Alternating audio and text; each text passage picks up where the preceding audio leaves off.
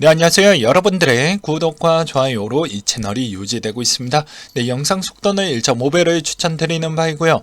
네, 이번 내용은 실업수당 청구건수 관련된 소식하고 나스닥과 비트코인 커플링 되어져 있는 내용들 그리고 그 외적으로 거래소 관련된 여러 이야기, 이런 이야기를 한번 준비를 해 보았습니다.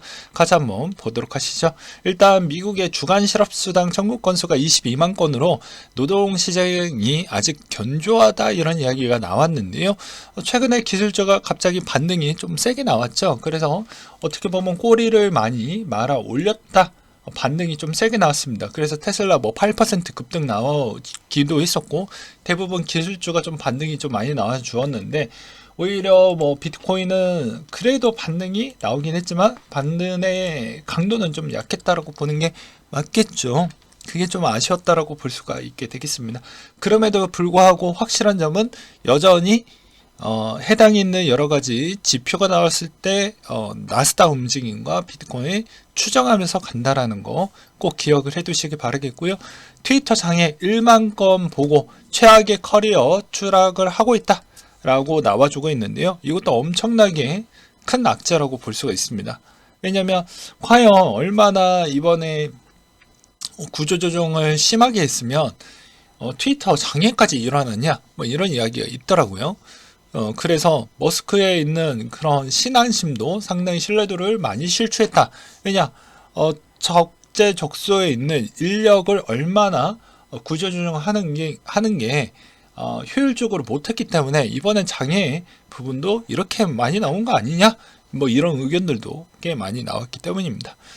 그 다음으로 중국의 전문가가 베이징 코로나 감염률이 80% 이상인 것 같다 라는 이야기를 해주고 있고요.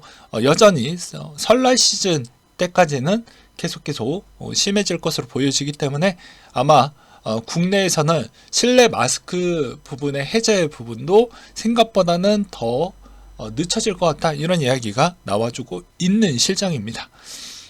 그리고 중국에 있는 감염 조건과 국내에 있는 감염 조건에 있는 바이러스, 변이 바이러스 차이가 꽤 괴리가 심해요. 그래서 여러분들도 절대적으로 건강을 잘 챙기시기 바라겠고요. 기준금리 상승에 주택차, 카드, 대출금리가 껑충껑충 뛰어가고 있다고 합니다.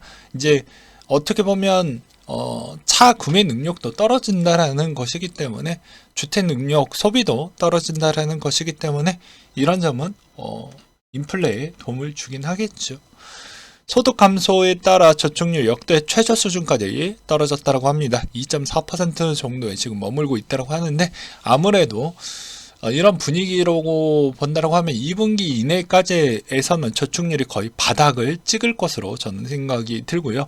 이번에 유가에 미쳤던 방향성을 보게 된다고 하면 달러 약세로 원자재가 좀 반응이 나왔고, 내년에 중국의 여행 재개 소식으로 인해서 소비가 좀 더 해외적으로 많이 일어날 것으로 보여지기 때문에 유가는 어느 정도 선방을 보여준 것 같다, 이런 이야기가 있기도 했습니다. 그렇지만 반대적으로는 또 약세를 보여줄 수 있을 만한 사항적 요건은 중국의 확진자 급증이고 변이 바이러스에 있는 그런 상황으로 인해서 방역을 강화하는 그런 체계를 가져갔기 때문에 오히려 여행에 약간의 제약이 있지 않겠냐, 이런 의견들도 좀 나왔고요. 그 다음으로 이더리움 재단에서 내년 인출 기능 프로토 부분을 집중적으로 우리는 공략을 하겠다, 이런 이야기를 하기도 했었는데요. 2023년도에는 인출 기능 스테이커가 비콘 체인의 실행 레이어 계정으로 잔액을 인출할 수 있도록 지원하는 기능을 뜻하게 되고요. EIP4844라고 되어져 있는데, 레이어2의 수수료를 대폭 인하하는 첫 번째 단계라고 보시면 될 것 같습니다. 이것에 집중을 한다라고 볼 수가 있겠고요. 중장기적으로 다시 대세장이 오게 되면 레이어2에 있는 수수료를 대폭 인하를 해야 이더리움이 좀 더 가격이 올라갈 수 있는 척도에 있는 범위가 더 많이 열려져 있다라고 보는 게 더 맞겠죠. 그 다음으로 러시아 암호화폐 결제 2023년도에 실시를 하겠다라는 내용이 있었는데요. 2023년도 초에 채택할 계획이라고 밝혔고, 이 법안은 기업들이 수입 대금을 암호화폐로 지불할 수 있게 된다고 되어져 있는데, 대부분 스테블 코인이 좀 되지 않을까 싶습니다. 솔라나 하락세 지속 시총 톱 20위 자리도 힘들 것 같다. 아무래도 솔라나가 이번에 어떻게 보면 레이어 1에 있는 자리를 좀 내놓았기 때문에 그거에 따른 실망 매물이 좀 나왔다라고 보는 게 맞겠죠. 그 다음에 FTX 리퀴드 일본 고객 자산 2월 중순에 반환할 예정을 갖고 있다고 합니다. 근데 댓글이 좀 와닿았던 것 중에 하나가 한국은 어떻게 되냐? 국회에서 서로 싸우는데 우리 신경 쓰겠냐? 뭐 이 말이 정말 와닿았습니다. 제가 계속 이야기를 하지만 정치인들은 둘 다 똑같아요. 여가 됐든 야가 됐든 지난 2017년도에서 지금까지 우리한테 투자자 보호의 체계에 대해 관한 법률을 도입시켜 줬던 정치인들이 다 한 명도 없습니다. 이게 팩트예요. 예. 통과시켜 주지도 않았고요. 네. 그래서 이건 팩트라는 거. 그 다음으로 뽀글이형에 관련된 소식이었는데요. 23년 1월 3일 날 법정 출두해서 여러 이야기를 한다라고 하는데 어떤 이야기가 나올지를 봐야 될 것 같고요. 그 다음으로 뽀글이형의 과거 동향을 또 보게 되면 올해 백악관 고위급 인사와 바하마에서 여러 차례 회동을 가졌다라는 거, 그리고 바이든 캠프에 520만 달러를 기부를 했다라는 거, 지난 4월, 5월, 8월 백악관 선임 고문 스티브 리체티의 바하마 초대에서 회동을 가졌고, 다른 한 차례 회동에는 백악관 서민 고문과 동석을 가졌다라는 것입니다. 그 다음으로 여러 가지 비슷한 패턴으로 계속 보여주고 있는 질 나쁜 그런 행동이라고 볼 수가 있는데요. 보게 되면 MEXC 같은 잡거래소에 수십 배 펌핑이 나오고 있는데 빗썸에 상승을 하면 토막을 내면서 코인러들 잔고가 아작나는 그런 현상을 또 최근에도 보여주고 있는 실정입니다. 유통량이 1611만 개의 스택스 같은 경우도 토큰 찍자마자 마케팅 물량이 배정된 1500만 개가 다른 직업으로 전송이 됐고, 토큰 찍은 지 3일 만에 바이비트에 420만 개, MEXC에 57만 개 전송이 됐고, 거래소에 입금해서 어떤 마케팅을 하는지 모르겠지만 MEXC에 입금된 개발사 마케팅 물량이 대비 현재 보유량이 적다. 개발사가 거래소 내에서 매도를 했거나 빗썸에 보따리를 보낸 거 아니겠냐 라는 그런 내용들도 있기도 있습니다. 이번에 검찰 수사받던 빗썸 계열사 부사장 극단적 선택을 했다라고 하는데 아마 그냥 무슨 찔린 게 있었으니까 극단적 선택을 하지 않았나 싶습니다. 제가 보기에는 합리적 의심을 해볼 수 있잖아요. 그리고 검찰 입장에서도 수사 종결권이 나오게 됩니다. 사망하면 수사 종결권이 될 수밖에 없어요. 네. 대한민국 법률상 그렇게 명기가 되어져 있기 때문입니다. 어쩔 수 없는 상황이죠. 본인이 떳떳했으면 저럴 수는 없습니다. 제가 보기에는 그래요. 그 다음에 빡빡이형, 바이낸스 형이죠. 이번에 2022년도 이제 다 지나가고 나서 이제 본인의 하고 싶은 이야기를 좀 했다라고 볼 수가 있는 자리였는데요.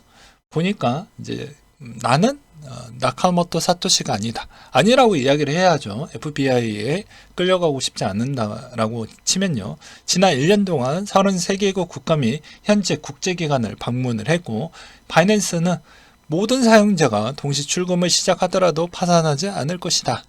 네, 파산은 안 할 것 같아요. 경영이 힘들어질 뿐이죠. 명확한 이야기를 하면. 그 다음으로 아크인베스트는 테슬라와 코인베이스 주식을 추가 매수를 하고 있다. 그러니까 여러분들은 저런 눈화에 있는 투자 철학과 비슷하게 가져가야 됩니다. 투자를 한번 했으면, 도전했으면 성공할 때까지 가는 겁니다. 그러니까 아크인베스트도 마찬가지로 그런 투자 철학을 생각을 두고 계속해서 본인이 밀어붙이고 있죠. 여러분들 여기에서 도중에 만약에 그만두게 되면 실패자로 남을 수밖에 없습니다. 그렇잖아요. 그리고 코인원 VIP 거래 이벤트를 보게 되면 이것도 웃긴 게 3달 만에 300억 원을 쓰면 크레디트로 20만 원을 받을 수 있다. 누가 미쳤다고 3달 만에 300억 원을 이마저도 추첨이라고 하네요. 웃기지 않습니까? 그리고 12월 30일 기준으로 메이저 POW 반감기 카운트다운 들어갔는데요.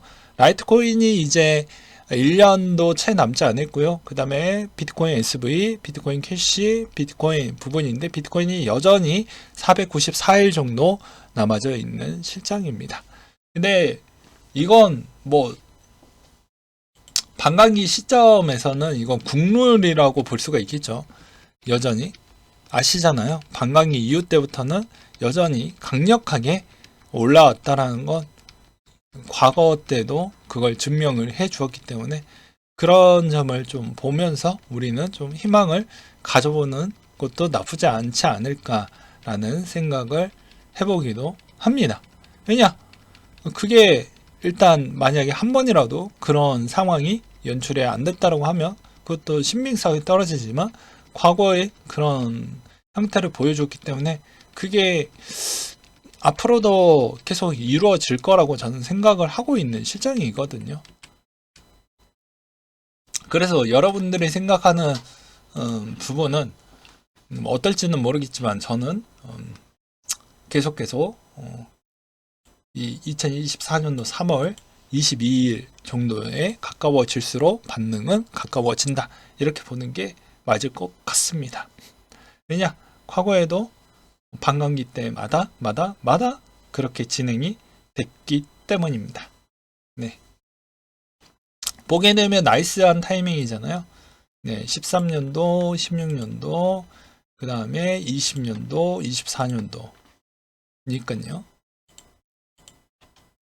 마지막으로 보게 되면 여전히 약세를 보여주고 있지만 저는 1월부터 6월 달까지는 계속 비트코인을 매입할 생각을 갖고 있다라는 이야기를 설명을 드리기도 했었고 매입을 하게 되면 매입을 했다라고 영상을 또 남기도록 하겠습니다.